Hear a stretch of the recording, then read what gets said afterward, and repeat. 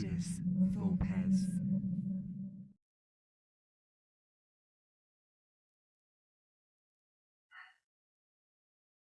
Welcome to Ludus Vulpes. My name's Kirsty. And I'm Phil. You join us as we run through the good, the bad, and the ugly of Imperial Steam by Capstone Games. It's big. It's really big. It's beautiful. It's also that. Imperial Steam sets you in the 1830s to 1848 Austrian railways, building railroads through the Alps, creating factories, and sending workers out on missions to produce goods for you.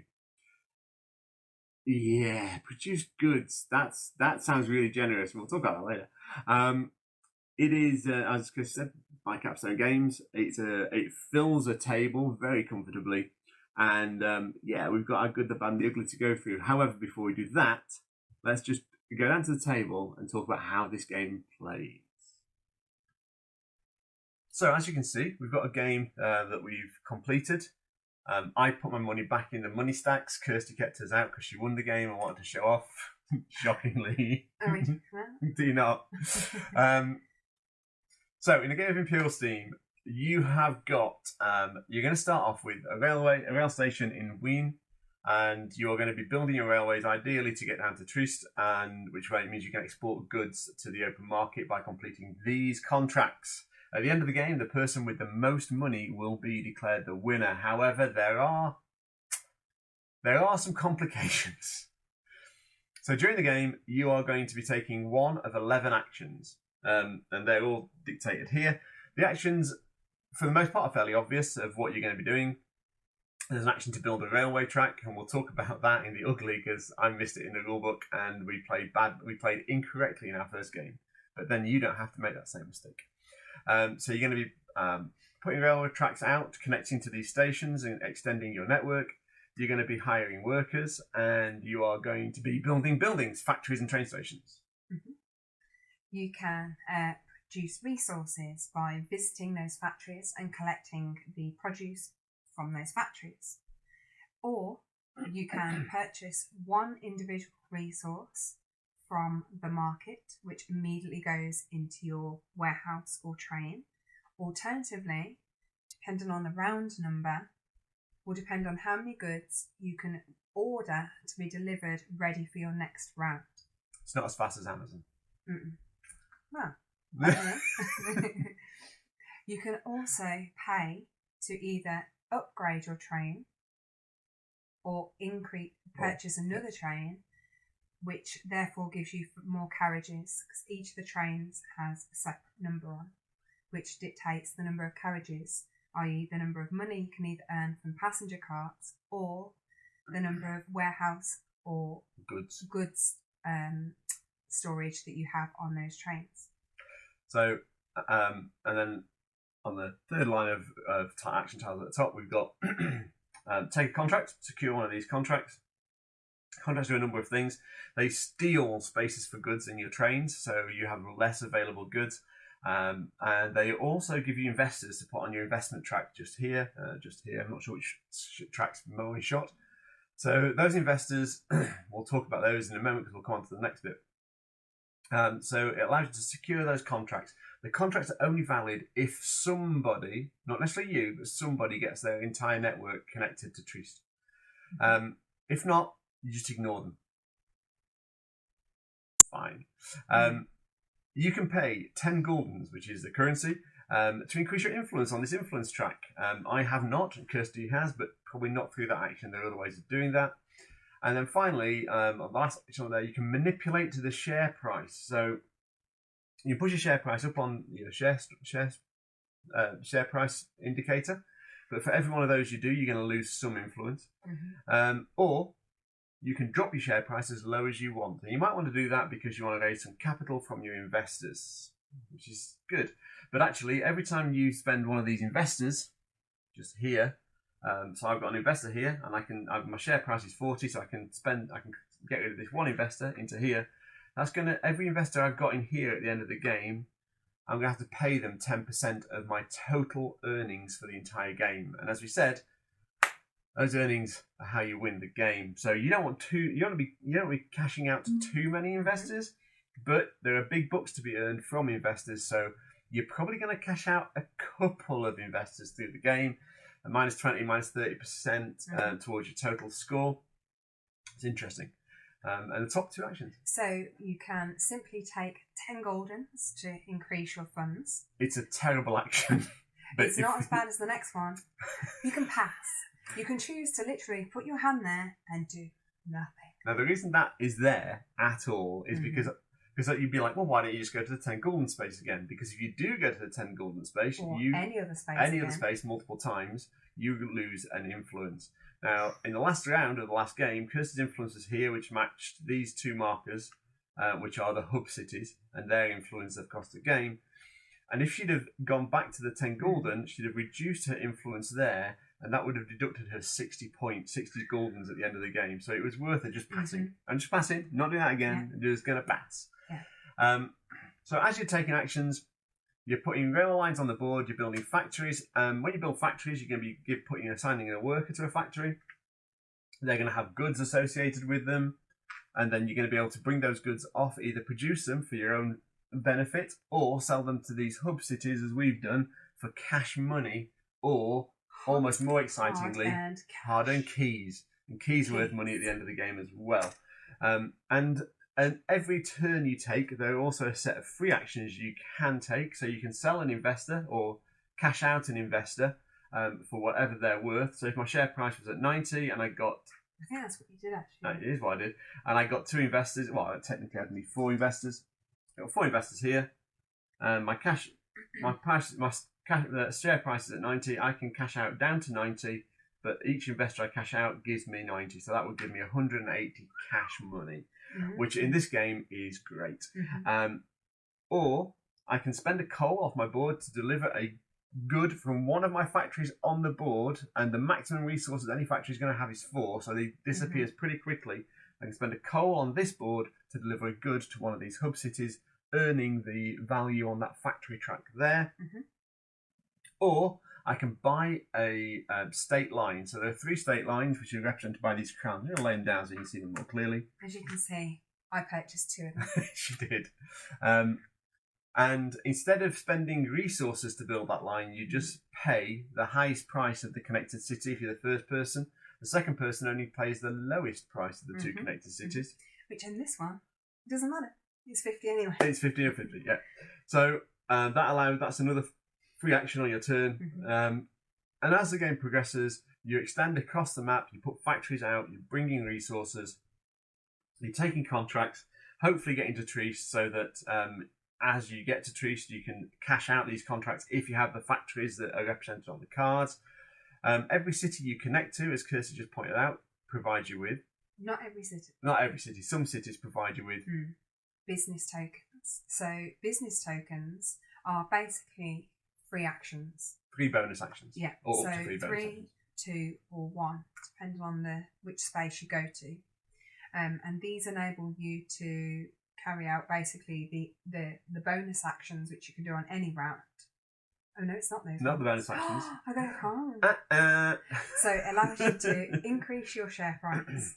Yeah. It allows you to flip a goods storage freight train into a passenger cart, but that can never be undone. Yeah. So once you've lost your storage, but it does give you 10 goldens. Yeah. And then the other thing you can do is you can increase your influence. I know it's 3 things. It is 3 things. Yeah. And all of those are incredibly useful at times. So Kirsty on this game went for I think hauling passengers a bit around Austria along with some freight. And I think it's that in a nutshell is a game. We'll do a full instructional video, maybe a playthrough at a later date, so you can see how it actually plays. But for now, that's probably hopefully enough of an explanation of how the game works. That we can come back and we can talk about the good, the bad, and the ugly.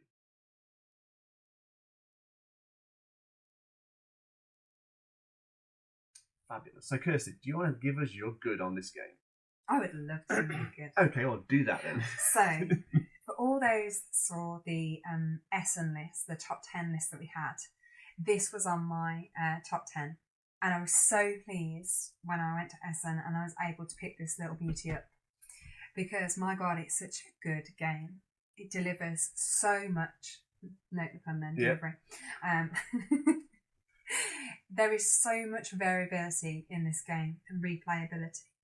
At the moment, we've got it set on the fixed setting, which there are specific tiles that go in specific places, specific areas that the cities are worth to begin with, etc. However, there are so many different variations that you can put out and play. It's fantastically well set up for 3. I mean, we haven't played with more than 2 players, but there are so many different variants with 2, 3, and 4 players. As soon as you go to 3 players, the workers that you purchase, this converts into a different board, which gives you more ability to purchase more workers. The factory board increases. I think all of these tokens change, so they become more valuable. The resources at the top, as you can see here across the top of the board. I'm not sure if you'll see, but this is for a 2-player, so there's 1 extra resource. When it's a 3-player and a 4-player, you get those additional resources as well. And they top up this track here, which is where you're going to buy goods from. Yeah. So it's so much thought has gone into making this game work with more players, but also given the option of the variety and the variability in the game. And I love that, because it just gives it a new refresh. It's very similar to a lot of the games at the moment, whereby you're tile laying to create a board.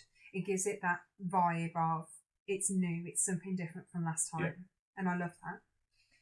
I love the way it's so frustratingly tight on resources and money. I think it really keeps you, what's the best way of doing it? And this is the only game I have ever gone and scoured the rulebook to say, we must be missing something. There must be something that's different. There's something here. Why is it so hard? But in such a way that it's a fantastic game. Yeah. I can't rave enough about it. Just because I've won every time, that's got nothing to do with it. By 10 gold in the last game, which was only for various reasons. Okay, so that's my goods. I want to start with this as my first good. I'm a bit of a connoisseur of rule books. I read a lot of rule books. He reads the rules, so I don't have to. Didn't buy me that t-shirt, fortunately. This rule book is superb. It's really well structured. It's really well written. Even I followed it. Yeah, to the point actually where in the first game we played, I made an assumption that for every rail line you put out, so on your turn you can put 2 rail lines out, and a rail line will cost you 1 of each of these resources. So an orange, which is metal, stone, and wood. And I assumed that I built a little rule in my head that said, actually, 3 resources puts out 1 line, so if I want to put out the 2 lines I can on my turn, I'm going to need 6 resources. The rulebook is crystal clear. You only need 3 resources to put out up to 2 rail lines. What that means is, the first game we played on super hard mode rather than just hard mode, because this game only has hard mode. I tell you what though, it's fantastic. It's really, really good. It's very challenging, and I'm really proud of how far we've got. Yeah, to be fair, we didn't get that. The scores weren't massively, radically much higher the second game, but they were higher. So the rulebook is going to be one of my goods, and it's such a superb rulebook. The other thing I want to talk about is, in my good, is the way the rules and the theme align in such a way that most of it just makes sense, which I think is so important. You're connecting routes. If you want to deliver to one of these cities, you've got to have a factory connected to the city via one of your routes. If you are delivering contracts, you've got to connect Wien to Trieste, and that's just because you need that line. If somebody else connects Trieste to Wien and you've got a contract, you still have to try and fulfill it. However, you have to pay to use that person's rail lines, which is nice. And you've got a little market here that you're buying resources from that will get topped up. You've got limited availability of goods that you're moving around the board that you're going to use to buy various things. And it's a really nice connection of theme, rules, and gameplay that really keeps the game moving forward. Because basically, at the start of the game, you've only got 2 of these hands, which allow you to choose actions. By the end of the game, in fact, by the end of round 4, or by the start of round 4, you'll have 5, which gives you 5 actions from round 4 onwards. You get quite a lot of actions then. It feels like you're progressively doing more each turn. Yeah. You are, but The game gives you more, builds. and the decision points in the game are superb. You have a lot of decisions to make right from turn 1. Probably the first. I'll talk about it in my ugly. But you have a lot of really good decisions to make from turn 1, and then every action you place is a torturous action because you want to do 3 things with every action. You can only do 1. And for me, that is, in essence, a great game that is forcing you to make tough decisions every time. Challenge there. If people struggle to make those decisions relatively quickly, this game might take a little bit longer than it should.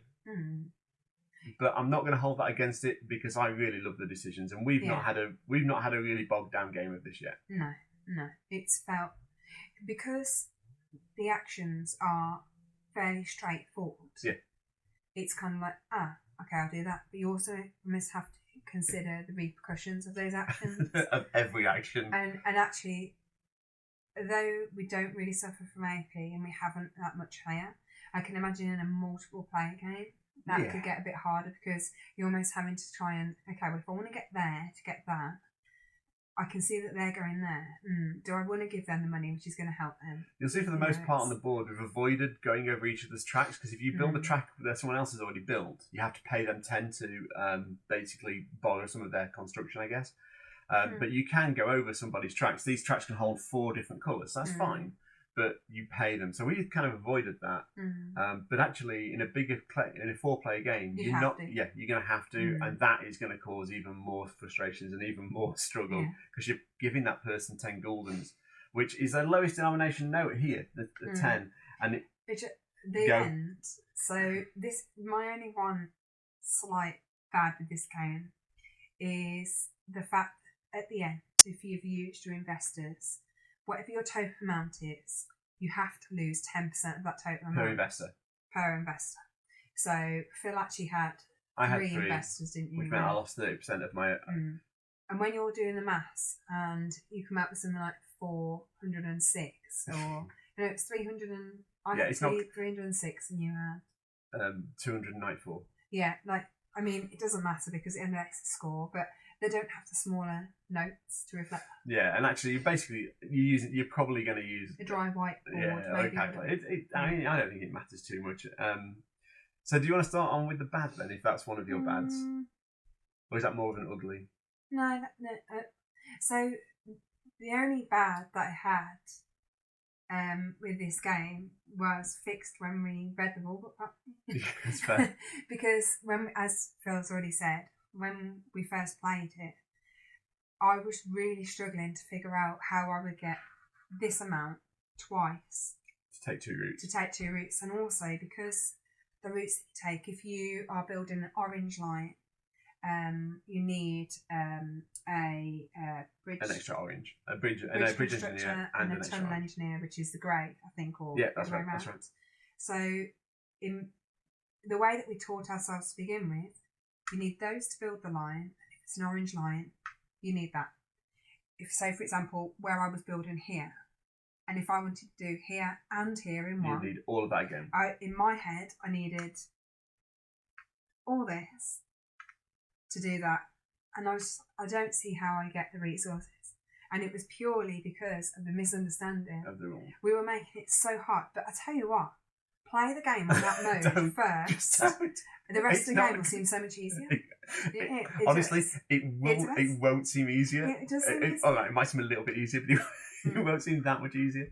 It seems a lot easier after you've tried and struggled. Yeah, I'll give you. So that was my only bad, and that was a self-inflicted bad. So in terms of this, is it a bad, isn't it? So I've never done the contract part of the game so far. Phil has. Do you want me to? Because this is in my bad as well. Okay. So my concern is if you're taking the risk with it, you should get penalised for it. So these, you do get penalised because you can't take as much cargo. So these contracts are worth up to this one's worth 300 gulden if I get my network connected to Trist and I have a stone factory, a metal factory, and a coal factory. Which factories are there? I've got enough. I've got. Wow. So, abundance. like, you're almost certainly going to be able to collect one of these. Like, you're going to be putting factories out. So, for one of these contracts, it's not a major. Here's the problem. So this will give me 3 investors, which it did in the game, and I'd already pushed my share value up. Now, if we connect to Trist and I can't fulfill this contract, I'm going to have to pay 300 gulden out to the bank because I failed to complete the contract. However, if I've completed the contract with the 3 factories required, I'll get 300 gulden. So there's actually a benefit. There's a good benefit there for taking that risk. But if no one connects to Trist, it's basically you ignore it. You don't get any negative value from it. You don't get any positive value from it. So arguably, but it does mean that you can sell out some of your investors to get some real cash injection and not really worry about it unless someone's going hard for Trist. And that's interesting. And for me, that's a bit of a bad because it feels like there should be, once you've taken these contracts, if you fail to fulfill it, whether it's through no fault of your own or through a fault of your own, I feel like there should be a negative there because even if it's pay hard. Yeah, these investors are one of the ways of really getting a good chunk of money into your account because money in this game is incredibly scarce, and we'll talk about that as part of the ugly. But for me, that's one of the bads. Just the fact that there's no negative connotations to taking these contracts, and it probably makes perfect sense to take one on one of your first 2 turns. Especially if you can push your share value up by 1 so that you can cash out maybe 180 gulden and then you've got a bit of freedom for the next couple of turns. So you're only going to lose 10%. And you're only going to lose maybe 20% I'd probably go for. But yeah, you're going to lose some money. So for me, I feel like there should be a negative to taking those. I feel like that's a bit of poor design right there. Although arguably that might well have been play tested both ways and decided that this is the better way of playing the game. Yeah, it's already hard enough as it is. So that's my bad. I don't think I've got... I've got one more bad, which is keeping track of everything in the game. Okay.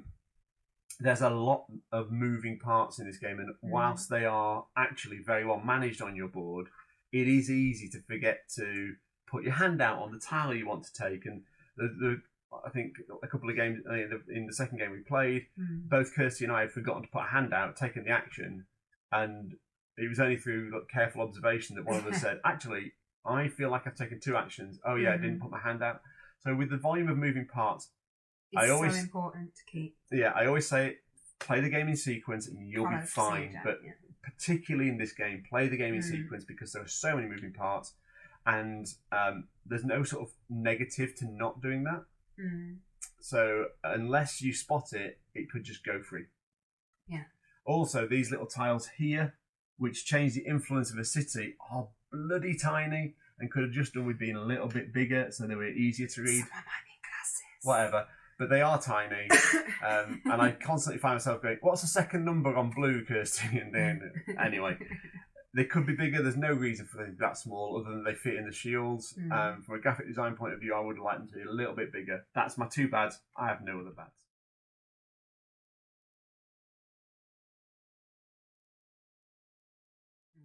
Any uglies? So, my personal opinion, I don't have any uglies with this game, except that I haven't played enough of it. Well, that's a ringing endorsement for Imperial Steam. We'll come on to the ringing endorsement later, I think. Yeah, I'm looking forward to playing it with multiple players to see how the more advanced boards I've already discussed go. But no uglies for me. It was on my list. It was never going to happen. This game has uglies. It has uglies in abundance, but they're not bad, which is why they only have. Just cover it with a bit of makeup. You can't. I wish you could. It's how my nose looks smaller on camera with the makeup. The uglies for me in this game. Turn 1 is a real ugly for me, or round 1 is a real ugly for me. You have to buy workers. So round 1 opens with a bid to set your influence on here. And you can only buy workers from the city that you are at or over on their influence. And although these tracks start off a bit lower down, typically like that, I think that's white. It doesn't matter. And especially if you use a random sale, that could be anywhere. So if you bid 50, you're going to be here, and you're going to be able to buy from green or brown. If you bid 70, you're going to be able to buy from 1 of 3 cities, and the workers are cheaper for the first purchase. They get more expensive, and you can't buy 5 workers at 10. You buy 1 worker for 10, then move the cube up, buy the second worker for 20, and you have to pick a city to buy from. You can't go. As that influence changes, it directly affects how much you're going to be spending on workers, which is fine, and they get more expensive. And that blind auction sets your initial influence level. And there's arguably that you want to be high up. You only start in a 2-player game with 120 gulden. So Kirsty bids 70 to go here. She's got 50 to spend on some workers. And the ugly here is you have to buy a worker. Yeah. Workers start off at level 1, which means these little discs here are how hard it is to build a rail line into that station. You get 2 workers at the start. Yeah, you do. So, and they're level. And so in round 1, you don't have enough workers to build any lines out of the initial station. So if you want to build a line, you're going to need more workers. As a minimum, you need 1. So you're going to be buying 1 worker, probably, because you'll have the resources to buy a line. So you're going to be buying 1 worker. That's fine. I think that's fine. But if you don't plan for that in turn 1, you could find that your workers, and I was buying workers yesterday at 50 gulden a worker, which... And just to stay in the game. Yeah. I would have liked there to be 1 more worker in round 1. Because it's also advantageous to not have them work, because if they don't work, they move up their experience level, and next time each one of them is worth 2 effort, so it can get you much further on the board. And if you don't work them that round, they're worth 3 effort, which Kirsty tends to have like a group of like 20 here. There are only 15 workers per player. I don't know if my men work at all. They can learn as much as they want. Yeah, she puts them through lots of education. All the way through, and then they go out to work and they work hard. And they work bloody hard. I feel like that start of the game, 1 more worker would have been nice, because then you've still got a difficult decision, but it's not as hard. And maybe that's an in-house rule for a 2-player game. Well, maybe. And that brings me to my second ugly. And the second ugly is you can play yourself out of this game really quickly if you're not careful. Okay. Money. That stuff there. This stuff here, resources. Workers. Like all of this. All the resources that you need to play. Are so hard. The game is so tight on resources. This is not a generous game. And this is one we said in the... Actually, it's probably hitting both of our goods as well. But that decision points are really tight and really harsh. But if you are not careful and you're an inexperienced player, you could play yourself out of the game very early on and then have a really bad game. Even actually from the bidding at the start, you go, I'm going to bid all my money to make sure I'm really high up. You're going to sit there and do what? Nothing. Well, you're going to get some money 10. and pass. Yeah. There's nothing else you can do. The income phase at the start of the game, so there's an income phase every round, and at the start of the game, that income phase gets you 10 gulden. 10 gulden! Even when you've upgraded to this state, which Kirsty's at, she's only getting 50 gulden, which doesn't go very far in the game. You're going to have to sell resources. To do that, you're going to have to buy factories with your money. Once the factories are bought, you can sell some resources in the cities. There's some good income there. You got your shit. But the factories start off cheap, but then they someone goes escalate ahead quick. of you. If someone goes ahead of you, and then they're selling, because obviously there's more factories producing, the cost reduces because you could go to multiple suppliers, and it just reduces down. And because it hurts when because money's so tight. So like these. The cost of the factories tend to only go up by 10 per factory. But if I go before Kirsty and I buy the metal factory for 50, there's a good chance Kirsty's not got enough money to buy the next metal factory, which is only costing 10 gulden more. Yeah. And when I first looked at these boards, I was like, it's just not going to matter. They're so close together. Yeah, really damn it, it matters. And it's so hard. And that's my other ugly. It would be nice, I think, and I don't know if I would ever use this mode. It would be nice if there was an easier mode that just... introductory players. Yeah, and maybe actually if I'm introducing this game to brand new players to the game, I might handicap people like myself and Kirsty and go, right, we get 120 gulden to start off with, you guys get 200. Oh, ouch. Yeah, sorry, but... I think about 150 is better, 160. Well, in a 4-player game, everyone gets 140 anyway, but... Well, there you go. Why are you going? That's a lot of money. That's 8. That's more than I own in like the entire game. No, it's not. But actually, I would have liked maybe an easier mode for when when more experienced players are bringing new players in, a handicap mode or something that helps other players, maybe an auto route that players can put onto the board, brand new players. And we might even house rule it. Yeah, an extra work. We might even house rule it. But the game is so tough and so tight. People can play themselves out of that so quickly in turn 1 and 2 that they'll not easily get back into the game. It's such a good game. Okay, so and this is why it was on my list, because if it was an easy game, if it was just a Ticket to Ride where you're just putting the trains out and making pretty lines, for those who love Ticket to Ride, we've got nothing against it. There's a time and place for it. But sometimes it's just nice to have something that gets the cogs turning. And this really does. And you need a lot of cogs. You do, yeah. I'm in significantly less amount of cogs right now. It is a superb game. Like, without a doubt, it's a superb game. If you like games that are heavier, and I'd say this is on the sort of upper end of medium to heavy, pushing into heavy. You are thinking constantly through this game. There are actions you do not want to take. You don't want to take a 10 golden action. You never want to take a pass action. But actually taking the same action twice is costing you influence. It's a really difficult decision point. You will do it at times because you need to do it. You need to be able to see 4, 5 moves ahead so that you're planning, so that you don't run out of steam. Sorry. But you need to be planning ahead. And if that sounds like the type of game you love, then this game is absolutely for you, because it is superb. It plays really well. It doesn't escalate into the really heavy sort of 18xx style train games. It's not that game. It's not too heavy on the stocks and shares. The stocks and shares are yours to control. You dictate that, and you dictate how much that's going to cost you and how much pain that's going to generate you later in the game. But this board is tight. It fills up, and you start to get a bit, you not block each other, but it starts to become more expensive to take routes. You can absolutely scupper somebody if they've taken contracts they don't intend to fulfill, and you hit truce and they don't expect it. It's a lot of fun. It's fun. It's fun if you like hard thinky games with a lot of crunch, and this game will deliver to you in spades. If that is not your game, if you prefer the lighter side of games, then games like Cascadia, Ticket to Ride, then this game is probably one to avoid buying. You might want to try playing. Play it. I wouldn't say definitely, but try playing it. If you think you want to step up into this type of game, give this a go before going to anything heavier, because it's a really good game and the rules are really clear and easy to follow. And if you love a really heavy game and you want to challenge yourself, do what we did, most understand the rules, and make it so you have to give the resources for every line that you built. Do it and see if you can do it. So comment below and see what your opinion is.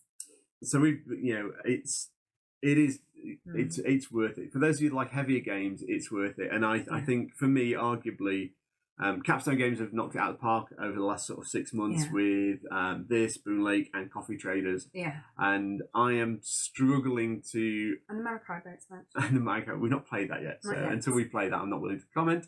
But out of those 3 games, this and Coffee Traders, they deliver a superb experience from game 1. Boon Lake, we watched the other video for Boon Lake. That delivers some challenges, I think. Playthrough will follow shortly. Of all of these, actually. Yeah, so Capstone Games, congratulations and well done. You've delivered some fantastic heavier games in the last few months. And we certainly value those and appreciate those. Definitely. If you have enjoyed this video, please like and subscribe. We really appreciate it. It costs you nothing, but gives us some great feedback and some great commitment to carry on making these videos. Also, don't forget to hit that thumbs up button, because we really appreciate that as well. We're also on Facebook, Instagram and Twitter. Just search Ludus Vulpes. Thank you so much for your time today. Thanks everyone. See you soon. Bye-bye.